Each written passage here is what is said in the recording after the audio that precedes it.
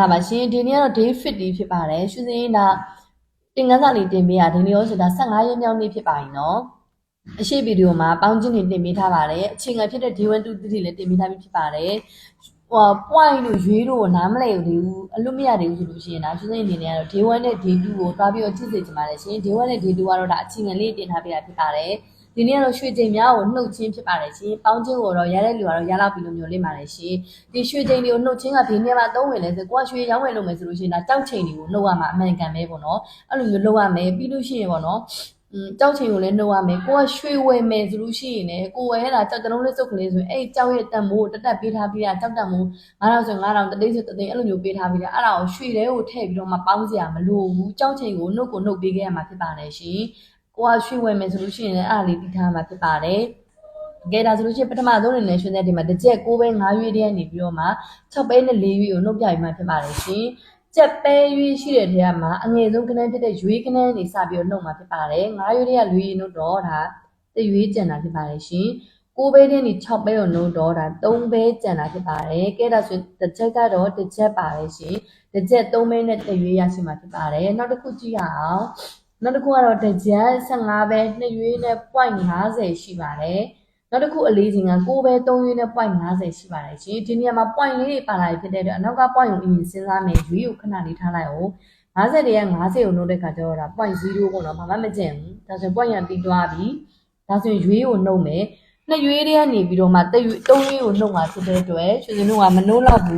မနှုတ်တော့တဲ့ခါကျရွှေစင်တို့ကဒါအရှိရ15ပဲမှာချီးရမှာဖြစ်ပါတယ်15ပဲမှာချီးတဲ့ခါကျလို့ရှိရင်ပေါ့နော်သူ့ကိုတပဲချီးလိုက်မယ်တပဲချီးတော့ဒီ15ပဲကအခု14ပဲဖြစ်သွားမှာဖြစ်ပါတယ်ရှင်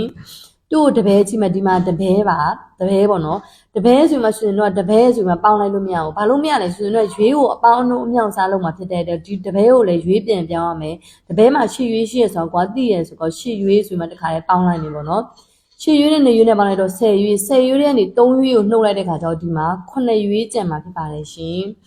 နောက်တစ်ခုဒီ15ပဲရောက်အရှိကိုတပဲချီးထားတာဖြစ်တဲ့အတွက်14ပဲလေးကျန်တယ်14ပဲလေးကနေ6ပဲကိုနှုတ်တဲ့ခါကျတော့ရှင်တို့အနေနဲ့ဒီပဲလေးကနေပြောရှင်တို့6ပဲကိုနှုတ်တဲ့ခါကျတော့ရှင်တို့အနေနဲ့ဒါ9ပဲကျန်မှာဖြစ်ပါတယ်ရှင်တဲ့က9ပဲ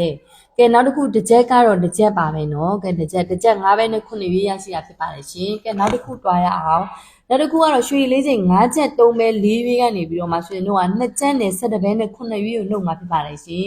ကဲရွေးကိုအရင်စဉ်းစားမယ်အငယ်ဆုံးဖြစ်တဲ့ရွေးကိုစဉ်းစားမယ်4ရွေးတွေကနေ9ရွေးကိုမနှုတ်လောက်ဘူးမနှုတ်လောက်တော့ရွှေစင်တို့ကဒီ3ပဲတွေကနေပြီးတော့တပဲချီးမှာဖြစ်ပါတယ်3ပဲတွေကနေတပဲချီးမှာနော်တပဲချီးမှာ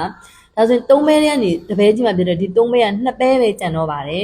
်ဒီဘက်ကိုတပဲချစ်ထားဖြစ်တဲ့အတွက်ခဏနေရလို့ပဲတပဲမှာရှေ့ရွေးရွှေ့တယ်ဆိုတော့ကိုကသိရမယ်ဘယ်ဆိုရွေးကိုနှုတ်မှာပေါင်းမှာစားမှာမြောက်မှာမလို့ရွေးပြန်ဖွင့်ရမှာပေါ့နော်အဲ့တော့တပဲမှာရှေ့ရွေးရှေ့ဖြစ်တဲ့အတွက်ရှင်တို့ကဒါရှေ့ရွေးပေါင်းလိုက်မှာဖြစ်ပါတယ